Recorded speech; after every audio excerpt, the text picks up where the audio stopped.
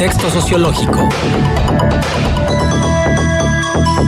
Luis Fernando García Busaid, qué bueno, es viernes, día de escucharte. Que es un gusto, y más saber que es aniversario, el número 20. Número 20. De Contexto, ¿cierto? Ciertamente, Luis. Feliz de estar en este día con ustedes, y agradecido también. La reflexión de hoy está borda sobre este nacionalismo que ha surgido a últimas fechas por la actitud que ha adoptado Donald Trump ante nuestro país, y se titula Entre nacionalistas te veas. La actitud demencial de Trump contra México inflamó nuestro nacionalismo primigenio. Por eso lo miramos como Ofelia mira al príncipe Hamlet cuando entra a su habitación como si hubiera salido del infierno para anunciar horror. Y nos hinchamos de fervor patrio que actúa como espejismo para alucinar que con una banderita tricolor made in China habremos de doblegar al orate y transformar esta relación estructural de dependencia con los Estados Unidos. Carlos Salinas de Gortari, padre del Tratado de Libre Comercio, nos hizo salir de nuestro rancio nacionalismo revolucionario de corte autoritario para abrazar la flamante modernidad globalizante forjada en la democracia. Hoy, la emergencia trumpiana nos fuerza a sacar de ese apolillado baúl priista los andrajos de un nacionalismo ya difunto. Con rostro apanicado, la clase política y empresarial, la iglesia y los medios de comunicación nos incitan a ondear esos jirones patriotas para recuperar, entre comillas, la unidad y la dignidad nacional, entre comillas, ante los embates del demente pelos de loto. Y obedecemos, cual fanaticada fiel, al ponernos una banda tricolor en la frente, al montar la bandera en nuestra cuenta de Twitter, el escudo patrio en el muro del Pace, o al cantar el himno nacional en los estadios de fútbol. Sin embargo, entre la febril gritería, las preguntas que los incitadores se hacen son: ¿cómo beneficiaré los intereses de mi élite política, empresarial, religiosa, mediática en la negociación con Trump? ¿Cómo fortaleceré el posicionamiento de mi grupo respecto a las elecciones de 2018? ¿Cómo apuntalaré en este río revuelto mi relación con los mexicanos, Enrique Peña Nieto, con electores y clientelas electorales, los partidos políticos, con cámaras empresariales, los empresarios, con feligreses, la Iglesia Católica, y con radioescuchas, lectores y televidentes, los medios de comunicación? La fanaticada mexicana puede ser bien nacionalista, pero solo será escenografía para que las élites del país renegocien el futuro de México con Trump y, de paso, refuercen sus intereses particulares, no los de la nación. Hasta aquí la reflexión, Stella. Súper importante, Luis Fernando, de verdad, me parece que llega exactamente justo en el momento, sobre todo cuando nos enteramos de que ahí están buscando las negociaciones, están buscando el diálogo constructivo, ya hay quienes dicen que ven en Estados Unidos la voluntad de llegar a acuerdos, y que pues sí, hay diferencias, pero que tenemos más coincidencias que diferencias.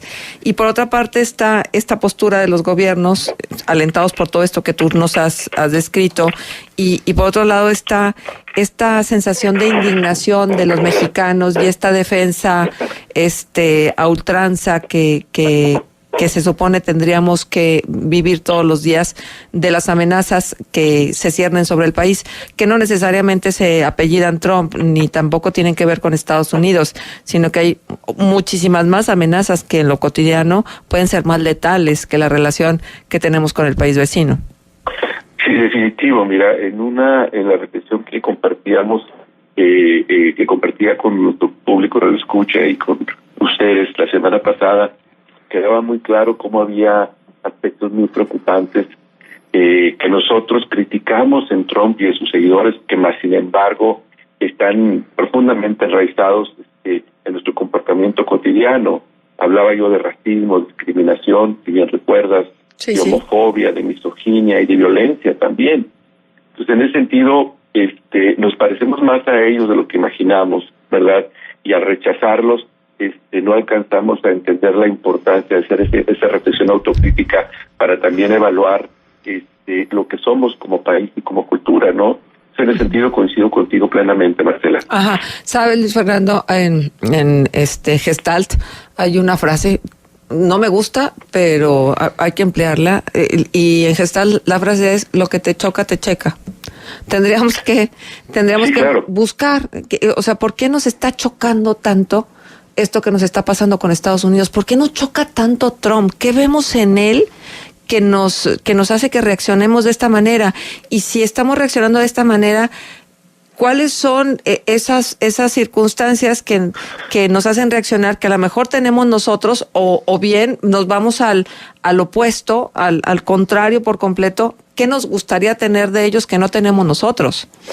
Claro, es un espejo, espejeamos en un doble sentido, ¿verdad? Exacto. Respecto a lo mucho que tenemos de lo que Trump y la gente que lo apoya tenemos, ¿verdad? Pero que lo rechazamos, pero también a la vez lo que quisiéramos tener y no tenemos, ¿no? Uh-huh. Pero además también es esta transferencia como de responsabilidades, en el sentido de que es más fácil echarle la culpa a Trump a buscar la manera de entender qué es lo que hemos venido haciendo mal y qué es lo que tenemos que corregir. Esa dimensión autocrítica es la que falta, y cuando hay estas oleadas de nacionalismo y patriotismo exacerbadas, son los que quedan fuera de lado, ¿no? Porque finalmente el enemigo está afuera, no está dentro.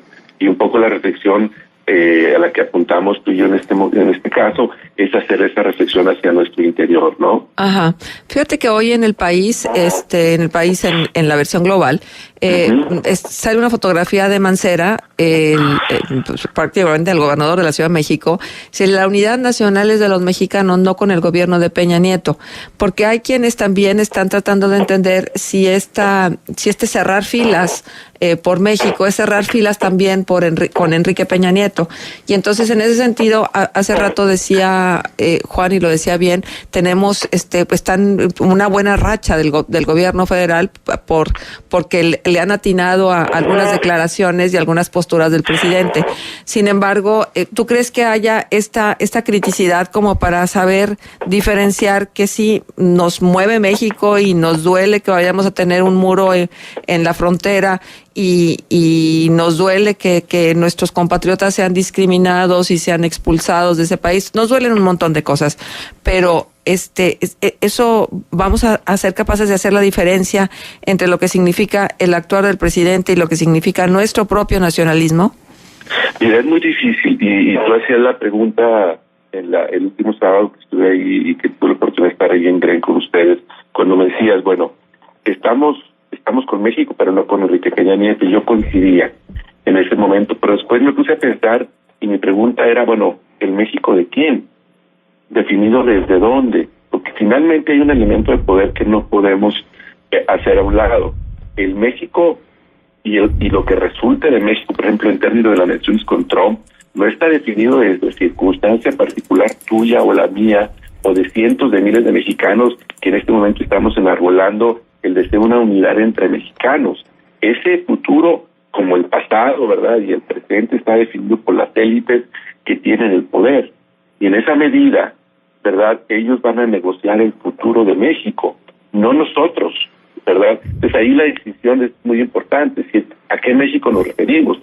¿Quién define lo que es México en su pasado, presente y futuro? Es decir, podemos tener el sentimiento, y bienvenido, ¿verdad?, pero no logra llegar a tocar ni las fibras de los políticos, ni de los empresarios, ni de la Iglesia Católica, en los medios de comunicación, y hay una negociación respecto a sus intereses particulares como grupo en el futuro inmediato.